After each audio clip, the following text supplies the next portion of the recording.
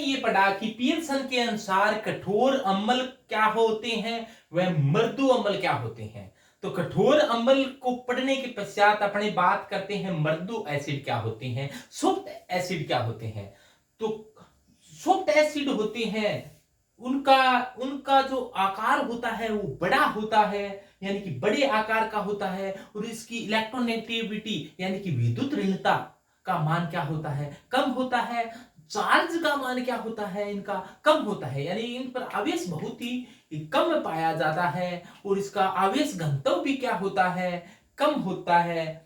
और मृदु एसिड उसे कहा जाता है जो मृदु क्षार के साथ स्टेबल कंपाउंड बनाए, यानी कि जो मृदु मृदु के साथ स्थायी यौगिक बनाता है। तो पियर्सन ने एक बात कही थी, तो पियर्सन के अनुसार कठोर अम्ल कठोर क्षार के साथ, वह मृदु अम्ल मृदु क्षार के साथ। तो आप सीधा ये ध्यान रखें, कठोर कठोर के साथ, वह मृदु मृदु के साथ स्थायी यौगिक का निर्माण करता है, यानी कि हार्ड हार्ड के साथ वह सॉफ्ट सॉफ्ट के साथ रहना पसंद करता है, हार्ड हार्ड के साथ वह सॉफ्ट सॉफ्ट के साथ रहना पसंद करता है। तो ये बात थी मृदु एसिड की, कि मृदु एसिड है उसकी ईएन कम है, यानी कि विद्युतता कम है, उसका आकार बड़ा है, बड़ा आकार होने के कारण ये दुर्वित है, वो आसानी से हो जाते हैं, लेकिन दूसरों को दुर्वित है वो बहुत ही कम मात्रा में कर पाते हैं। इनकी खुद की दुर्गुणता ज्यादा होती है, लेकिन इसकी दुर्वित करने की क्षमता, दूसरों को दुर्वित करने की क्षमता क्या होती है,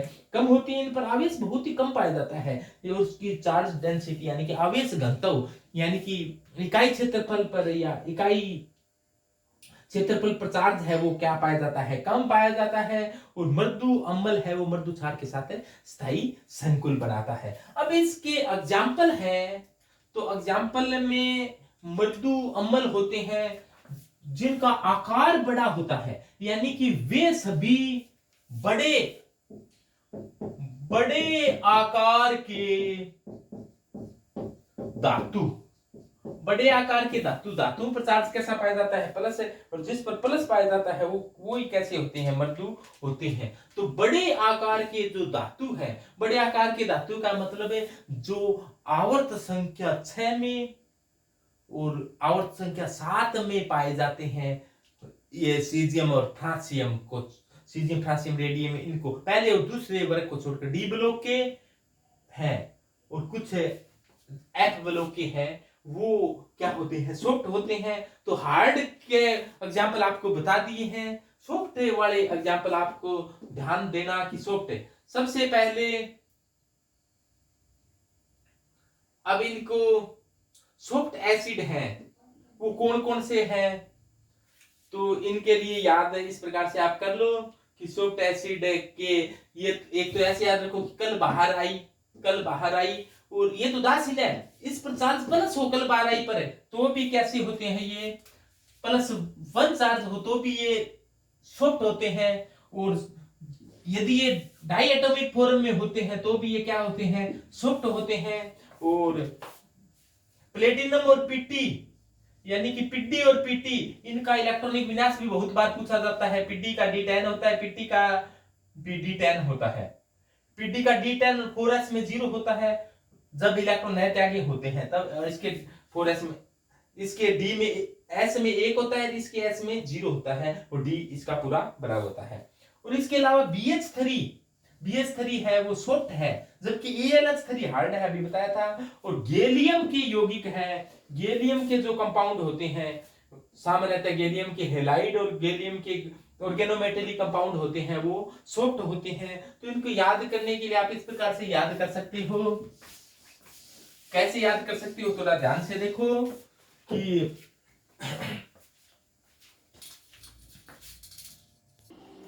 तो सॉफ्ट जो एसिड है इनके एग्जांपल ये हो गए, यानी कि सिका धातुएं होगी। सिका धातु में कॉपर Ag होती है, वो सिका धातुएं होती है, कॉपर Ag और Au। इसके अलावा नाइट्रोजन जब उदासीन हो तो सॉफ्ट होता है। Pd और Pt पर जब +2 आवेश होता है तो सॉफ्ट होता है। पारा CH3Hg के साथ ये सॉफ्ट होता है। और कल बाहर आई किसी प्रकार से हो, ClBr +1 चार्ज में हो, ये +5 +3 में बता दिया, +5 +3 और +7 में ये हार्ड हो जाती है, बाकी सॉफ्ट होती है। और गैलियम के जो कंपाउंड है या तो हैलाइड है या ऑर्गेनोमेटेलिक कंपाउंड है, सॉफ्ट होते हैं। तो इसको आप इस प्रकार से याद कर लेना कि ये जो आभूषण बनाने वाली है कॉपर, Ag और Au, इसको सिक्का धातु, पहले सिक्का बनाने काम आते थे, आजकल आभूषण पहनते हैं। सोना, चांदी और तांबे के आभूषण है वो पहनते हैं। आभूषण ज्यादातर लेडीज पहनती है। लेडीज चाहे पढ़ी लिखी हो चाहे अनपढ़ हो, उनका आभूषणों से बड़ा लगाव होता है। तो आप इस प्रकार से इनको याद करो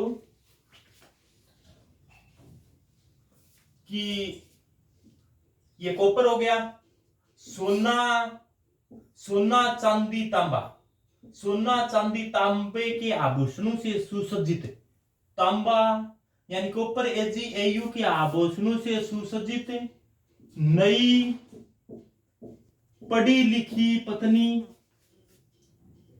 पत्नी को पारो भी कह देते हैं कई, पारो कल बाहर आई। कल बाहर आई कैसी थी? गैली सी थी। वो क्या थी? सॉफ्ट थी। तो ऐसे कर अपने याद कर देना कि सोना चांदी तांबा आदि आभूषणों से सज्जित नई पढ़ी लिखी पत्नी पारो कल बाहर आई, गैली सी थी, वो सॉफ्ट थी। तो इस प्रकार से आप याद कर लोगे कि देखो मृदु क्षार होते हैं, मृदु अम्लों की ईएन कम होती है, मृदु अम्लों का आकार बड़ा होता है, मृदु अम्लों की ध्रुवणता अधिक होती है, अर्थात ये बाहरी इलेक्ट्रॉन आसानी से ध्रुवित हो जाते हैं। मृदु अम्लों पर धनावेश कम पाया जाता है, जिसके कारण इसका आकार बड़ा होता है।